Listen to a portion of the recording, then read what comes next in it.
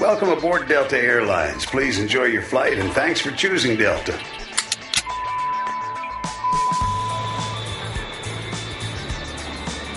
Jody Avirgan here. Thanks for listening to ESPN Film's 30 for 30 podcasts from the producers of the award-winning 30 for 30 series.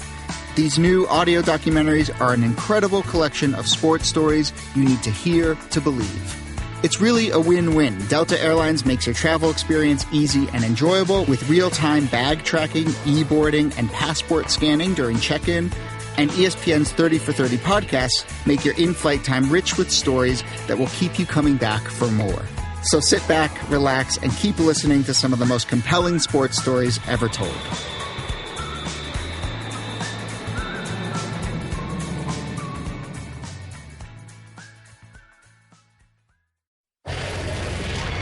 Pardon the interruption, but I'm Mike Wilbon. We are back after a week off. Are you feeling fully rested, Tony? Apparently not. Oh, Frank, I didn't know. I thought he was back. I'm working. I thought he was working. He's on the golf course, as usual. That's all he does. With probably a president, a former president. Handicap must be down to a 2 or 3 now. Welcome to PTI. Kornheiser is taking vacation from his vacation. So I am pleased to be joined by our great friend from the New York Daily News, Mr. Frank Isola. Let's hear it, folks. There we go. Thank you. Thank you. It's about time. We begin with David Griffin removing his name from the search to replace Phil Jackson with the Knicks. Griffin, who did a fabulous job both in Phoenix and Cleveland, was insisting on things like hiring his own staff, which apparently the Knicks want no part of post-Phil. Frank, isn't this the smartest move Griff could make, staying the hell away from the dysfunctional New York Knickerbockers? Yeah, I think it makes him look good, Mike. He's not chasing after the money, number one. And, the nerve of David Griffin to want to come into a place, and that doesn't mean he's going to get rid of everybody, but you need to be allowed to pick and choose who you want on your staff. And this has been an issue in New York. Even when Jeff Hornacek took over as the coach, they're deciding who some of your assistant coaches are going to be. It's never going to work like that. The Knicks have won one playoff series in 17 years. If David Griffin is going to come in, he needs to have the power to say, I want this guy here. I don't want this guy here. You need to build your own staff because the Knicks way, I hate to tell you, is not working. They were looking for the right guy, and now he doesn't want the job. It's been broken for a couple of decades now. This reminds me of Steve Kerr. The best thing Steve Kerr, of course, could have said to his old coach, his mentor, Phil Jackson, is, I love you, but no, which is what Phil did. And in Griff's case, he didn't even have a personal obligation to anybody there. It's not like he's got some guy who had shepherded him through. If you can't start with your own top 2 or 3 lieutenants, why would you be there? You're dealing with a failing situation. And not only that, you know this, Frank, Griff has been in a situation with an autocratic owner in Cleveland, a guy who was difficult at best. And now he's going to go from a winning situation, which was uncomfortable at times, to a losing situation, which hasn't been comfortable for anybody in decades? Yeah, he wasn't going to take a job, or he's not going to take a job, where he doesn't have some power. When you're working for Dan Gilbert and even LeBron, who's going to want things his way. So, Griffin did a very good job kind of navigating through all that. Remember this, too, Michael.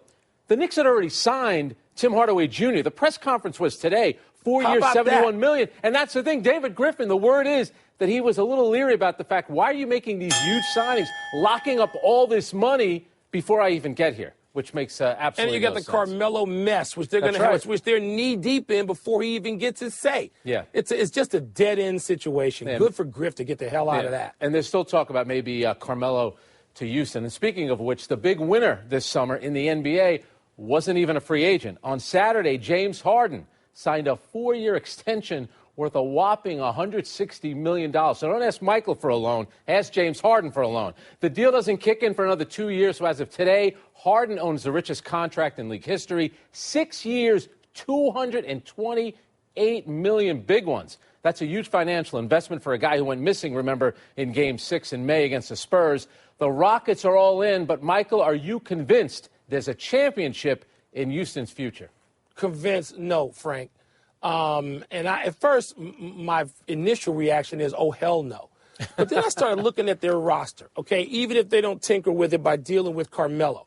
And you got a lot of diverse talents on that team, like Ryan Anderson, Trevor Ariza, Eric Gordon, Clint Capella, who I think gets automatically better with the arrival of Chris Paul, Nene, who gives you a certain kind of presence that really good teams have that a lot don't have. And then, of course, you have Chris Paul and Harden, and by the way, P.J. Tucker. So the bench is deep. You got diverse talents. I think there's a lot there, particularly offensively, for Mike D'Antoni to work with.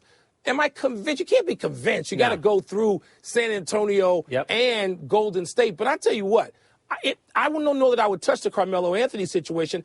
That's a darn good roster for Mike D'Antoni to work with, isn't it? I think they have enough offense to begin with, even without Carmelo. You know, the thing about Harden that's going to be hard to get past, I mentioned Game 6. He goes 2 for 11, 6 turnovers, 6 fouls in that closeout game at home against San Antonio with a chance to keep their season alive. That game was disgraceful. And it was disgraceful. I mean, he went missing in action. And here's a guy who was brilliant all season long, right up there with Westbrook in terms of being an MVP candidate. And then if you go back to the finals, the one time he went there, he was 18 of 48. So those are 2 big moments for him. I get it. It seems like ancient history for him. He's a great player, but he's had some moments in the playoffs. I do appreciate this about the Houston Rockets. While everyone else wants to rebuild and, you know, we're tanking because that's the in thing and the owners love it, the fans love it. Here's Daryl Morey, friend of the program, by the way. That's right. Actually going for it. Trying to get, and that's I appreciate that about He's working, Frank. And I appreciate that about that team, about the owner, about their willingness to spend and be bold and creative. I like all that about Houston. I think Chris Paul takes care of some of that ailed Houston in the past. I mean, you look at some of those games, man, and by the way, the Beard had some other bad playoffs endings. Yes. I mean, you know, on the floor looking for his mouthpiece, Mike Tyson style, one of those. See a championship? Not yet. They got to show me some stuff. Warriors is still too good. That's the issue. Yeah. Almost a week after signing Gordon Hayward from Utah and hours after adding big Aussie Aaron Baines, Boston is still in the afterglow of the Celtics trying to make a move on LeBron in Cleveland. All right, Frank, the lineup is Isaiah Thomas, Gordon Hayward, Al Horford, Marcus Smart, maybe Jason Tatum, who has been great in Summer League. But they lost Avery Bradley. They lost Kelly Olynyk. Yep. So what's the net effect here? Are the Celtics, based on these moves, a more serious threat to beat the Cavaliers, Frank? You know, I'm still emotional from that letter that Gordon Hayward wrote to the Utah Jazz fans. Very, very touching letter he wrote. Here's the deal. He does not make them that much better that they're going to surpass Cleveland. If you're going to tell me LeBron James is healthy, and I don't care what type of dysfunction might be in Cleveland, because we do seem to be trending a little bit towards that, and next season is going to be all about LeBron's future. But they were a poor rebounding team to begin with. And they got rid of Amir Johnson. And obviously Kelly Olynyk, the hero of Game 7 against Washington, isn't going to be there. I have to think there's another move out there for Danny Ainge to make. He still has all his draft picks. And I'll tell you what, if you were Danny Ainge, he had to be nervous. They were worried about Miami because obviously now Gordon Hayward was not going to go back to Utah. And that's why that whole Paul George situation, you know, getting traded to Oklahoma City, the Celtics, that's what they were thinking. One move was going to lead to the other. Gordon Hayward is a good player, but guess what? Avery Bradley is a very good two-way player. He's very good in that locker room, so I think him not being there, I think that'll be big. I don't think the chemistry is going to be the same. They might have a great regular season. They're not better than Cleveland, Michael. See, Frank, I'm not going to say better than Cleveland, but I got worries about Cleveland. I wonder about Cleveland. They remind me in some ways of the bad boy Pistons, you know, at the end of that run, after a great run and 3 spectacular years of getting to the finals and winning 2. And all of a sudden, it just, the air is out of it, you know. And last year, you know what Cleveland does by saying, well, we're going to flip the switch. They develop bad habits all year. And then they think we're going to get rid of those bad habits in the playoffs, and they don't, because you don't get rid of those bad habits. And so I'm wondering about them going into this season with no real differences. Hang on a second. You know, so they won 51 games in the last. Were you worried about them in care. March? Are you the same guy that was worried about them in March? That they weren't going to be able to turn it on? No, not really, but I did say Boston was going to have the #1 seed, and they did. I didn't think Boston beat them in the playoffs. But I think, Frank, Boston should be ready to take Cleveland down. They should be ready to take them on. And Cleveland looks like, to me, they're sort of, they've passed the tipping point, I think. Yeah, I'm not worried about Cleveland next season. I'm worried about next summer. There could be a letter from LeBron thanking another fan base says he's going someplace else. It'll be a little shorter and more dramatic, too. Exactly. All right, Mark Cuban is once again offering free advice to Adam Silver on ways to improve the league including changing the playoff format to get the best 16 teams into the postseason, regardless of conference affiliation. I actually agree with that. In fact, the Mavs owner joked that because of the Warriors' dominance, his team is rebuilding. But that wouldn't be the case if the Mavs were in the East. Cuban, he does raise an interesting point over conference imbalance. So is that something that should concern the commissioner? Concern, sure. I mean, the commissioner has to look at all of the things impacting his league every day. It's his job. And I'm not going to argue with Mark on any of these things. And there was a time in which I thought seeding 1 through 16 was the way to go. And I'm still okay with that. But in terms of any other changes, it's cyclical. There was a time where the Dallas Mavericks weren't all that good, back when the East had the better teams, Bulls, Pacers, Knicks, Pistons. We can go on with that, top 8 they had then. And the West wasn't nearly as good. And Mark Cuban didn't own the team then, but Dallas Mavericks benefited from the Western Conference not being as good. That changes. It's cyclical. This could be a long cycle. I'd let him argue that. I was going to say, how long is this cycle going to go for? It seems to be LeBron versus everybody else. How long did the East cycle go for? Didn't it go for Michael Jordan's entire career?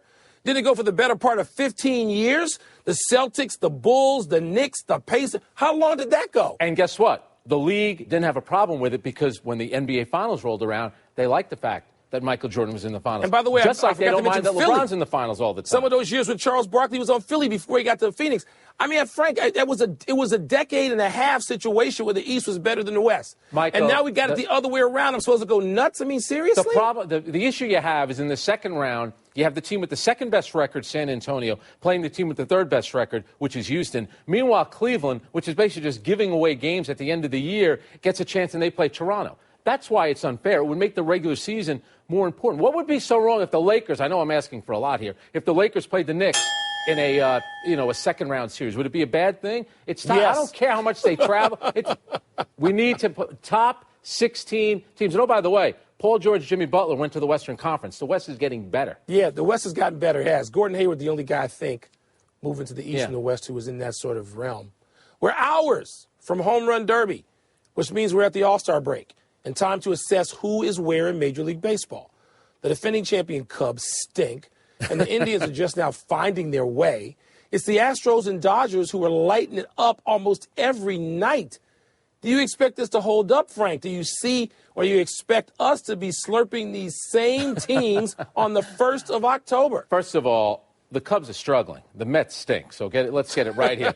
It's interesting. Relative We know how this works in baseball. You know what? Because of the playoff format and the way your pitching is set up, just because you have the best record, if you go back 22 years in the wild card era, 14 of the 44 teams that have led the league in wins have reached the World Series. So it doesn't happen, Michael. Let's face it. And then you go back and you look at teams. Both the Astros and the Dodgers are on pace to win 108, 109 games. The Mariners in 01 won 108. They didn't make the World Series. The Yankees in 98 were the last team to do it. Make the World Series and win.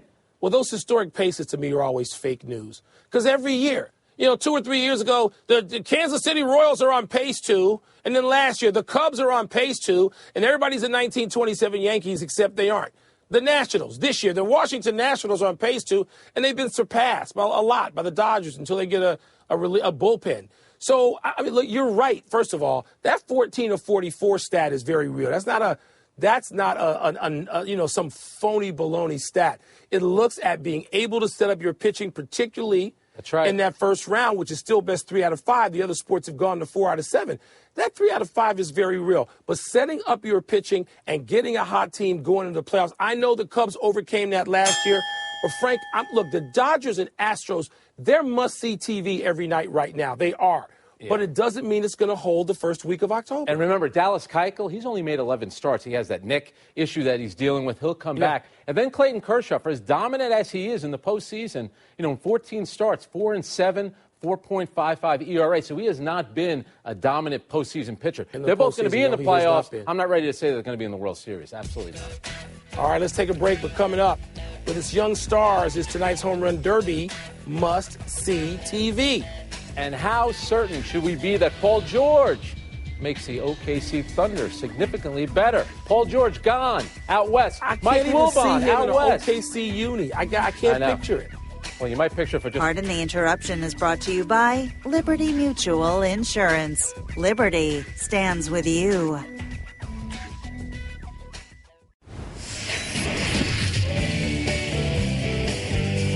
time. And the host closest to the mailbox reads them all. That's you, Frank. What's first? Man, there's a lot of heavy lifting I have to do on this show. Big lifting. Man, I don't remember this Easier being in my than Big contract. Pimpin'. Let's see what we have. Good one. Is tonight's home run derby must-see TV? All right, this whole thing is already rigged to a degree. The home run derby, by the way, which there are a huge number of tickets for, you can buy like 9 together if you want to take a Boy Scout troop. It's a bracket-style format. It's rigged for a Judge Giancarlo Stanton final. I mean, I'm sorry they're just dissing Cody Bellinger. I don't understand why they have phony baloney rules. It's the dunk contest. That's what it is. What's it's wrong batting with practice. that? I take my son to see batting practice all the time. I can take him to a minor league park. I can go to the Orioles. I can go to the Nationals. I can go to Wrigley Field. It's batting practice. It's not must-see. Mike, not at all. As the kids say, you're a hater. Number one, you have Aaron Judge, 30 home runs at the break. Cody Bellinger, fastest to 21 home runs in Major League history. I'm talking the entire history of the sport. Did in 51 games. And, of course, Stanton last year. It's batting practice, Frank. It's not a game. They're going against old guys, 65 miles per hour, throwing 70-mile-per-hour pitches. Yeah. What is must-see about that? It's a dunk contest. You know what? I had tickets tonight. I'm not taking you. Stay out in L.A. You have tickets and you're not using them. South Florida. I mean, the worst sports market in America. Are you kidding me? What a hater. Worse than Atlanta. All right. Are you convinced that the Thunder will be significantly better with Paul George on the roster? No. Big deal while we were gone. I know they should be after acquiring Paul George. You know, they're looking at a team where the core is Russ, Cantor, George, and Steven Adams, and they got some other incidental pieces. But in the West, they're not as good as Houston in terms of the roster. Frank, of course not as good as Golden State. They're not as good as San Antonio. And I know San Antonio's going through an interesting transition. But I don't have the Thunder being so good that they can challenge those teams. And I still think Utah's going to be fairly good even with their loss. Yeah, but they're better. And that's what you have to do if you're Oklahoma City. When you lose Kevin Durant to free agency and there's a star out there, and give Sam Presti credit for rolling the dice here. And, oh, by the way, all we heard about was Russell Westbrook wants to see what Sam Presti can do before he signs that contract extension. Where's the Westbrook contract extension? Shouldn't that be out there? Do you think that this lineup is going to prevent Russell Westbrook absolutely from going to California himself next year? But he wanted a second star. They went out and got one. I get it. But significantly better. Yeah. I don't know about that. All right. Let's Nail this. A little bit better. And I applaud the move, but they're not catching anybody at the top. All right. Here's an interesting one. How concerned should Sixers fans be with Markelle Fultz? Injury. Got injured the other night. I was watching this the other night. Summer League game. I'm nuts. I'm watching these Summer League games like they're playoff games. And he rolls his ankle. You can see it right there. So he rolls his ankle. They're going to hold him out as a precaution. I got no problem. These are kids. I got no problem holding him out. But, Frank, a sprained ankle for one of the young Sixers means you're out for 2 years. It means you get a 2-year red shirt. Trust the process, Noel, Mike. Simmons and Embiid. Simmons and Embiid aren't even playing. Let me tell you something. If you can't play in the summer league, if you're not physically well enough to play in the summer league, you know what you got? You need 2 years of college because all these teams have to do is redshirt you for 2 years. Frank, they can't play. They're babies. They can't do it. What does 2 years of college have to do with them getting hurt? Here's the lesson. Here's Don't what hustle it has back to on get defense, bigger and stronger. then you don't get hurt. Get bigger and stronger. That's what it has to do. They're not grown men He can get hurt yet. in college doing that. He's running They're back not ready to play. Mike, he didn't break his knee or break his leg. He twisted his ankle. He's out for summer. The Lakers are holding Brandon Ingram out because he has leg cramps, for crying out loud. Well, that's crazy, too. But that's the your Sixers, guy Magic. Tell me how many Sixers have played. They can't play a meaningful summer league game. They can't even get in that. Come on. We're moving on, Mike. I'm still mad at you about the home run derby. I got your process, as they say, Is it fair in to your really label I-95 part of the world. this a comeback by Todd Marinovich? Believe it or not, Todd Marinovich making a comeback. Talk about fake news. Todd Marinovich, 48 years old, who was coaching last year in something called the World Developmental Football League. The SoCal Coyotes is coming back. He's coming back. Don't call it a comeback. I don't want to call it anything. I mean, Todd Marinovich, I understand that he couldn't get this done back when he was supposed to get it done for the Oakland Raiders 30 years ago, closing in on 30 years ago. Get this out of here. By the way, the Raiders used to have a 48-year-old quarterback. Remember George Blanda, the place kicker? He actually threw 3 passes as a 48-year-old. By the way, this league that you mentioned, their mission is to develop players, coaches, and staff so they can advance to the next level. What the heck is the next level? What level is that? By the way, there are 16 teams on the East Coast, 4 on the West Coast, and, of course, naturally, 4 in South Africa. Now, Well, there you go. Now that's a road trip. That's global expansion, Holmes. Thanks for your email. Let's take one last break, but still to come, Rafael Nadal's epic Wimbledon match. Oh, it was great. And what's with Floyd Mayweather's request to delay paying back taxes until Conor McGregor fight? That's called new math. That's like Philadelphia. Just redshirt them 3, 4, That's 5 what they've been years. doing. Okay, keep your eyes closed. Okay. I want to show you my first ever painting. All right. Okay. Open your eyes. Oh, that's a lot of colors and shapes. So be honest. What do you think? Well, I like how if you switch to Geico, you could save hundreds of dollars on car insurance. Oh, yeah, that's true. Yeah. Here, why don't I hold your paintbrush while you call them? Geico, because saving 15% or more on car insurance is always a great answer.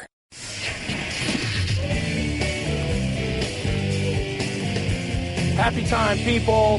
Happy 53rd birthday, Urban Meyer. The Ohio State football coach has built such a power and expectation in Columbus that the Buckeyes dumped their basketball coach because he wasn't up to Urban's standards. And Meyer's upcoming team is said to be loaded, and that means even more than usual. The guy's a winner, 61-6 at Ohio State. Incredible record. Amazing run in the Big Ten. Happy anniversary, Phil Jackson. On this day 28 years ago, you were hired by the Chicago Bulls to succeed Doug Collins as head coach. Phil's only previous head coaching experience was with the Albany Patroons of the CBA, but boy, did it turn out well. 6 titles with the Bulls, 5 more with the Lakers.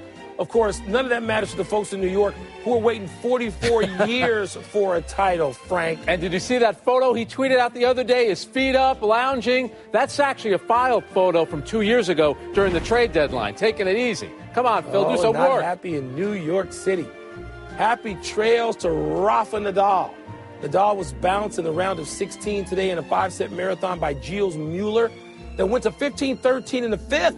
Before you scream about a massive upset, consider Nadal hasn't been in the quarters at the All-England Club since 2011, and he has company heading out the door as women's top seed Angelique Kerber was beaten by Garbine Muguruza. There you go. By the way, the Nadal match was terrific. 2 American women left. Coco Vandeweghe, Venus, both in the quarterfinals. Good for One them. era, the Mariners won 116 games, got 108 in 2001. We're going to race through the big finish, Frank. Scherzer, Sale starting all-star game. Is that good? Yes, those are the 2 best pitchers not named Clayton Kershaw. Floyd Mayweather says he can pay his 2015 taxes until the Conor McGregor fight. Your thoughts? What about another $150 million on his 2017? How's that going to work since his assets are liquid?